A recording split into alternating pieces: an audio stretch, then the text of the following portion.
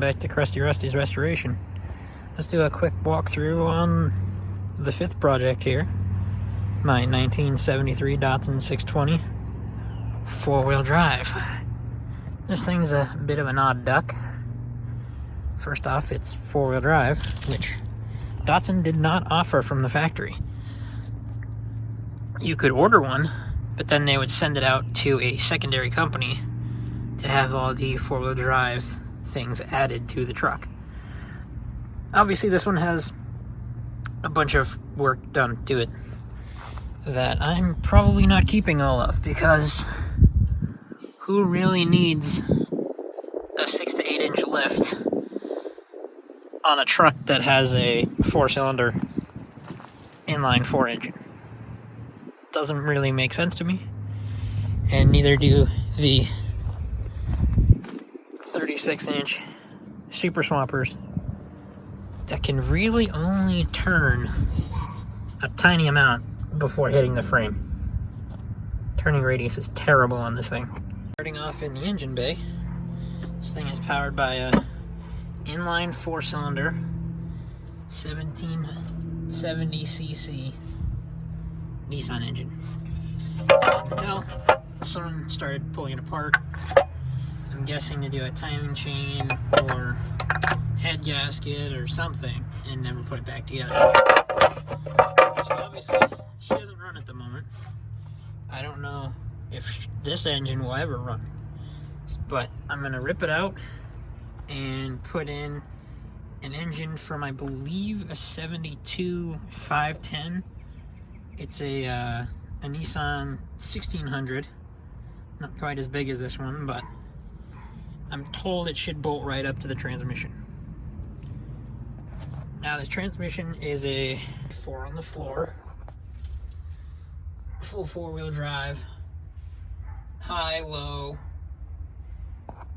too high, you know, the whole thing. No radio, it's got the old radio Delito. I have no seats. I do have a busted up center console.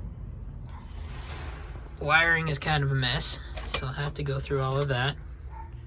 It will need floors. Forgive all the dryer sheets. It was a failed attempt to keep mice out, but as you can see, it will need at least front floors up to this cross member here,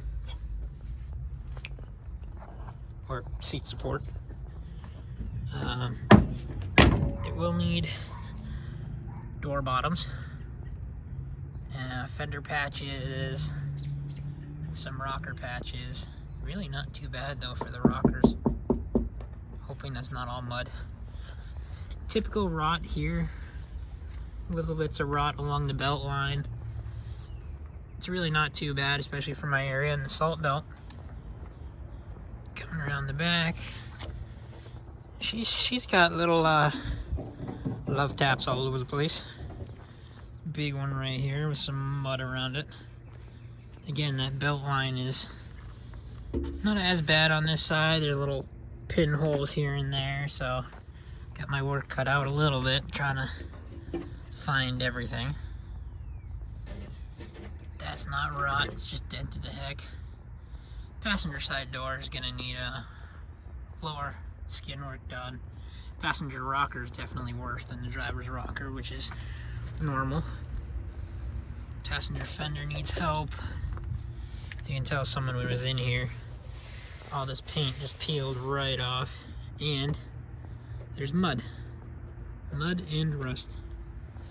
They had big old mirrors on here, so I have to weld up these holes because I'm planning to do fender mirrors on the ends. Passenger floor also gone. But here, you can see the 4-wheel shift knob, 4 high, 2 high, 4 low. I don't have a glove box door. Dash is pretty rough. And the hardest thing to do to fix about this truck will probably be that right there. That upper cab support cross piece is totally rotten. It's gone. There's nothing left till over there, and I'm gonna have to get creative and make a piece that goes across to give this cab some structure again. Someone did do a weird looking moonroof, sunroof, whatever you call this thing. And you can tell it's not a very great job. So I don't know if I'm gonna try to seal this and keep this, or if I'm gonna weld a panel in and fix the roof. You can see down here, rockers are toast on the top as well, at least right here. I haven't taken the sill plates off, so I don't know what's underneath that. Transmission tunnel is fine. Cab corners are surprisingly fine, thankfully. The frame is good, but it's surprising because they did the four-wheel drive conversion. You can see the transfer case right up in there. Tiny little drive shaft to the pumpkin. And look at the size of this frame in the back. That's my hand. And I'm not a big guy. Like that's a bungee cord, a regular size bungee cord. That frame is tiny. The cool thing is though, it's fully boxed all the way down. So, but if you look under here, look at all those lift blocks. It's got to be at least 6 inches of lift right there. Not to mention the leaf hanger drops are also crazy. And they put these 36s on a 4-banger. I don't really know what they were thinking. I'm a giant fan of the rear bumper though. I love it. So that's staying. I do have taillights and everything that goes back here. I love the old school style Datsun tailgate latches. Those are cool if it would focus. And the tailgate really isn't that bad of shape. No rot along the bottom like usual. There is some rust holes in the bed up there. You can see right there. But that's pretty usual for these things, and I've done truck beds before. Got manual locking hubs in the front end. These wheels are pretty wallered out. I like them, but I don't know if I'm going to be able to save them. You can see someone bashed in both sides trying to make clearance for these giant tires. Just reefed on them. It's a shame. But the inner fenders aren't bad. 400 different layers of paint. This truck was originally yellow, and someone painted it blue, and then finally green with the good old Yard Hut landscaping company. Residential, commercial, you know. Pretty cool. I do like the bullet side bed, so I'm not shaving those. Those are staying. I know a lot of guys shave the bed. Not for me. Someone did mud up these mirror holes, which I'm gonna have to dig out and weld up. But all the glass is good. Got a Grant GT steering wheel. Obviously the gauges are seen better days. Like speedometer's fine, but some of the other stuff. Fuel tank is in the bed. Right there.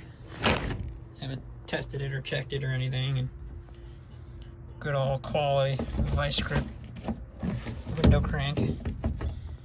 So yeah, hopefully gonna start getting in on this one too amongst the other projects. Gotta rip out this old engine and see if I can't get that Datsun 510 engine in 1600 going on its little trolley there in the shop. So here's that engine that came out of that, I believe 71 or 72 Datsun 510 sedan. You can see it looks almost exactly like the other engine, but you can see right up here on top it says Datsun 1600 as opposed to 1770. It really shouldn't matter too much. It should still bolt up. As you can see back there, I have all the parts. I have the starter and everything off in storage. Thankfully, it came with a radiator because the truck does not have a radiator. And it's nicely bolted to this little cart so I can roll it around the shop. Cool thing about this was the gentleman I bought it from said he bought it from a professor at MIT who was using it as a generator to power a welder. So I have all of the apparatus that he used to hook from the flywheel to the generator to power the welder, which is pretty crazy. And he added some like pressure gauges and stuff like that to it, but pretty interesting. Thankfully, it's got its own carb right there, so hopefully, I don't think that one's stuck. I did start to clean this engine. You'll see in another video. There's a coil. It's got a distributor cap and everything. It has good, I think, good plug wires. I haven't tested anything. I will be pulling those plugs, checking the plugs, giving it an oil change, and trying to start it on this little dolly here because it's practically a complete engine. It was made, this dolly was made to have this running on it. So we're going to do a will it run video, and then if all goes well with that, hopefully I can just pull the other engine out and put this engine in its place once I get it running. Fingers crossed. And then with that other engine that's in the truck right now, I will take that apart and see if I can rebuild it, see how everything works, and try to learn more about these kinds of engines. As you can see right there, right on the side of the block, Nissan from Japan. And right there, Nissan Japan. Actually, that's the head, that's the block. Man, it's a cool little engine. So I picked that up pretty cheap off Craigslist. I had to drive an hour and a half to get it. But thankfully, it was on my way to dropping off the engine from the panel van. Just drove down to Connecticut to trade that for a radiator and some other little pieces, and then picked this guy up on the coast of Massachusetts on the way back up here. So, good day. So that'll be a will it run video. Obviously, all this, the manifolds are disconnected and everything, and there's wire nuts and household electrical wire and whatnot in this thing. So I gotta go through the whole thing, try to make it a runner, and then start doing the metalwork. This and the Buick are the only two vehicles of mine that are gonna get mud. I think Pops is gonna put mud on his C10 project, but the van and the International pickup aren't getting any mud because I'm gonna save the patina on the van, and the International truck is just pretty much a farm truck, work truck. So this one's a little bit more rare, especially with the four-wheel drive setup. So that's gonna get body filler, and then obviously the 41 Buick is gonna get body filler as well, because that is just way too beautiful of a car not to get any filler and get straight and painted again. So yeah, hope you enjoyed this little walkthrough of this interesting monster of a tiny truck, and you'll see some content of it coming up soon.